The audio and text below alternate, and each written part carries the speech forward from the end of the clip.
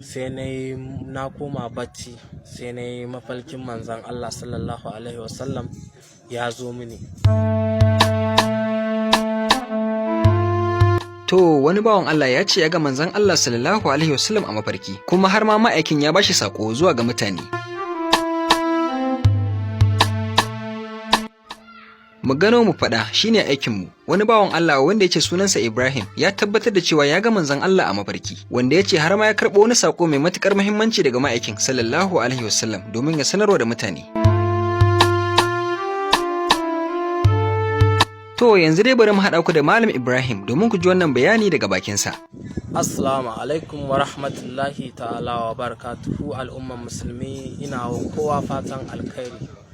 To dan Allah dan Annabi ina roƙon al'umman musulmi duk wanda ya samu wannan sakon ta WhatsApp ko ta Facebook dan Allah ya yi kokari ya sanar da al'umman musulmi domin kowa ya ji ya amfana ya aiki da shi dan hasken manzon Allah, saboda wannan sako ya zo ne daga manzon Allah sallallahu alaihi wasallam, kuma duk sakon da ya zo daga manzon Allah ba abun wasa bane, dole a ji shi kuma ya aiki da shi.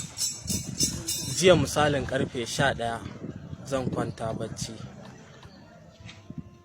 so sai na shiga Facebook irin social media din nan, sai na saurari irin makabala da ake a tsakanin shi'a ahlus sunna dai da sauransu. Shikenan to abin nan sai ya tsaya min a rai cewar wai musulmai ne, wasu ne suke kiran kansu da musulmai kuma sun zo suna faɗin wasu abubuwa akan sahabban manzon Allah, wanda sahabban manzon Allah din nan Allah ne ya zaɓe su, kuma su ne suka kafa mana musulunci, yau gashi mun zo kan shi.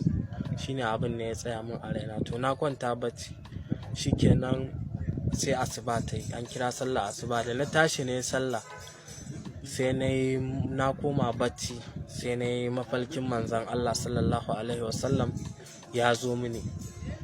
Manzon Allah sallallahu alaihi wasallam ya zo min a cikin mafalki na, sai ya ce mini in faɗar wa kowa, in sanar da kowa iya bakin ƙoƙari na, in sanar da kowa al'umman musulmi, duk wani wanda baya ganin sahabin shi da daraja, wanda baya mutunta sahabinsa, wanda yake fifita wani akan wani, yake ganin wannan yafi wannan ba komai bane akan wannan, hatta matan manzon Allah da shi kansa manzon Allah sallallahu alaihi wasallam da sahabbansa.